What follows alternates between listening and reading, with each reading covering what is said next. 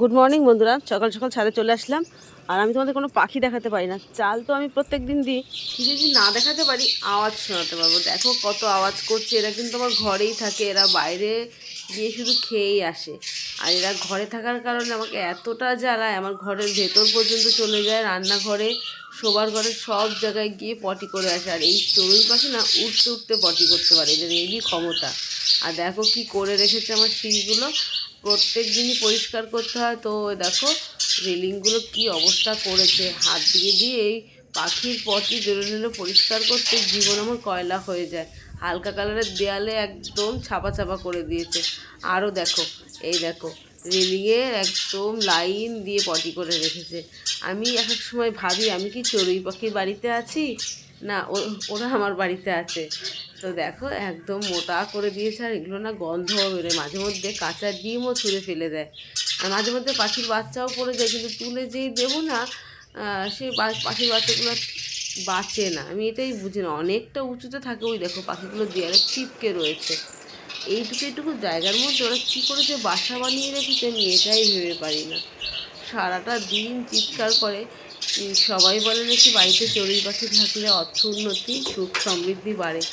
আমি জানি না, কিন্তু আমার ভালো লাগে পাখি। আর ওর বাবাও খুব ভালোবাসে, বলে কখনোই তাড়াবে না, যতই কষ্ট হোক সিঁড়ি পরিষ্কার করি তবুও। ওই দেখো আমার আর এক মহারানী উঠছে।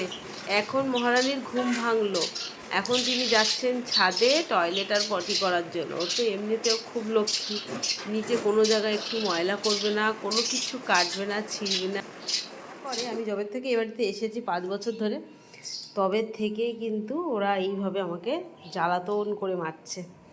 দেখো সিঁড়িটা আজকে ভালো করে ঝাড় দেওয়া হয়েছে, মোছা হয়েছে। সিঁড়ির কি অবস্থা, ওরা প্রত্যেক দিন বাসা বাঁধে। আর এই করে করে আমি সপ্তাহে সপ্তাহে মুছি। এই দেখো এই কাচের উপরে কীভাবে পটি পড়েছে, পুরো সিঁড়িতে কিন্তু পটি আর পটি। একদিন পর পরই মোছা হয় আর শুকিয়ে যায়, না হলে পরে তোলাও যায় না।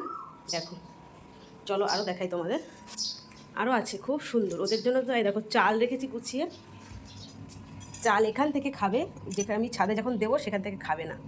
আর এই যে বস্তাগুলো দিয়ে রেখেছি যাতে একটু নিচে ময়লাটা কম পড়ে, কিন্তু নিচে ময়লা কম পড়বেই না, কীভাবে ময়লা হয়েছে দেখতে পাচ্ছ। এই কোনাটা ঘেঁষে পটি করতে করতে নিচে এসে পড়ে, ওই কর্নার। আর এত পরিমাণে পটি করে রাখে, এই যে তার কারণে মানি প্লান্ট গাছটাকে কেটে দিয়েছে। কিচ্ছু করার নেই, কারণ এত পটি যদি করে তাহলে সেই গাছটা আর ভালো লাগে না দেখতে। আর আমার এখানে একটা গাছ রাখা আছে, তবুও ঠিকঠাক রাখতে পারি না, এত ময়লা ফেলে। এখানে কিন্তু 2টো গাছ আছে, এখানে এই একটা ছোট গাছ, এখানে রাখবো কি, এর মধ্যে পটি করে রেখে দেবে, সেই কারণে আর রাখতে পারি না। ওই দেখো তোমাদের বলছিলাম না, এই বালতির উপর থেকে ওরা চাল খাওয়ার জন্য ঘোরে। ওদের কিন্তু ছাদে দিয়েছি। এই দেখো সারা দিন ওরা বাসা বাঁধার চেষ্টায় থাকে, ওদের যে কত ঘরের দরকার জানি না। আয়, আবার আমাকে দেখলে ভয় পায়, কখনোই আমি ওদের কাছে দেখতেই পাইনি।